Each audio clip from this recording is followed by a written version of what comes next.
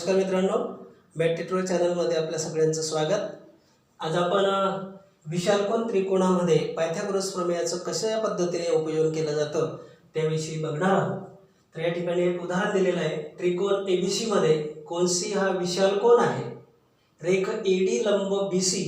तर सिद्ध करा की AB वर्ग बरोबर BC वर्ग अधिक AC वर्ग अधिक 2BC गुणिले DC. तर या ठिकाणी दिलेल्या माहितीनुसार प्रथम आपण आकृती काढूया. त्रिकोण ABC हा विशालकोन त्रिकोण काढायचा आहे.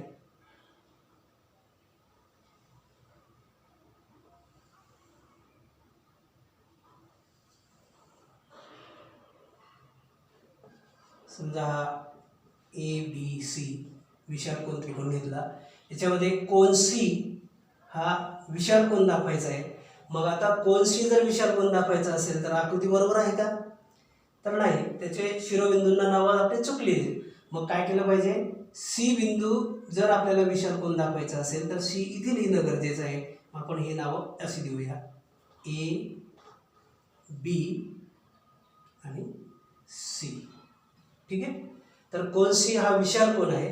आता पुढे काय म्हटलंय? रेख AD लंब BC. विशालकोन त्रिकोणाची जी उंची असते मित्रांनो, ती नेहमी त्रिकोणाच्या बाहेर असते. आता AD हा BC वर लंब टाकायचा आहे, म्हणजे BC आपल्याला इकडे वाढवावा लागेल आणि A पासून लंब टाकावा लागेल.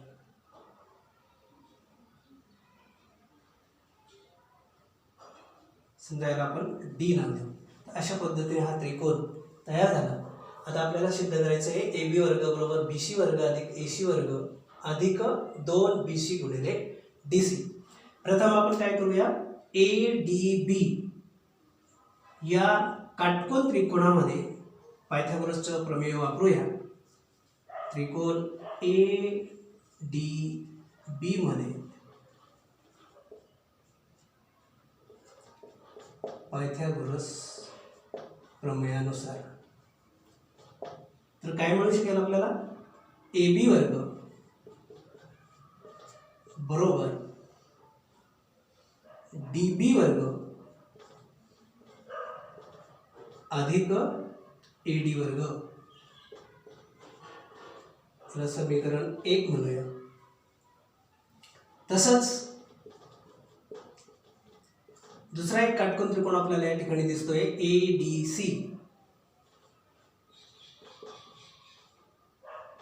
त्यात सुद्धा आपण पायथागोरस प्रमेयाचा उपयोग करूया आणि मग सूत्र मांडणार काय? तर AC वर्ग कर्ण वर्ग बरोबर पाया DC वर्ग अधिक उंची AD वर्ग.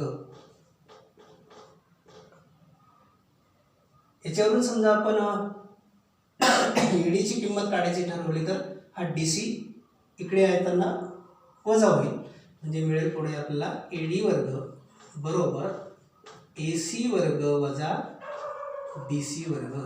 समजा याला समीकरण नंबर 2 म्हटलं. आता समीकरण नंबर 2 मधली AD वर्गाची किंमत जर मी समीकरण 1 मध्ये टाकली का उत्तरापर्यंत आपल्याला पोहोचायचं आहे. तर काय मिळेल बघा? समीकरण 2 ची किंमत समीकरण 1 मध्ये ठेवून तर काय समीकरण मिळेल बघा आपल्याला? AB वर्ग बरोबर DB वर्ग अधिक AD वर्गाच्या ठिकाणी आपल्याला AC वर्ग वजा DC वर्ग टाकायचा आहे.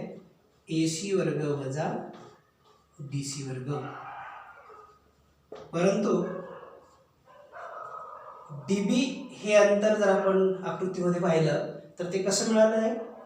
DC अधिक CB या दोन अंतरांची बेरीज म्हणजे DB.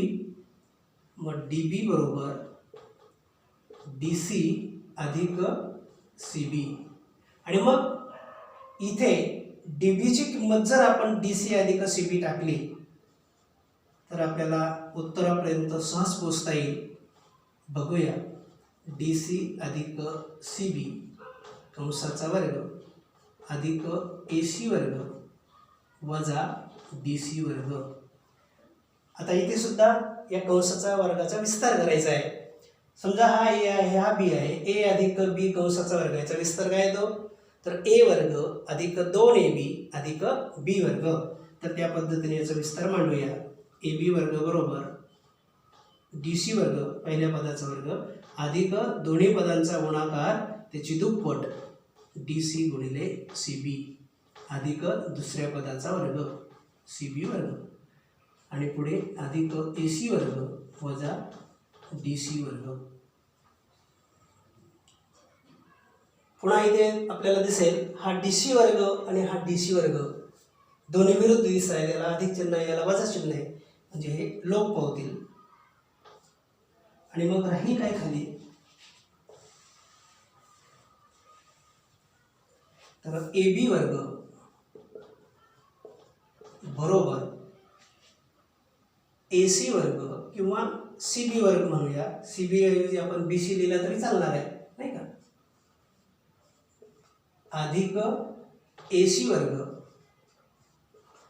आणि हा वजा अधिक 2 DC गुणिले CB.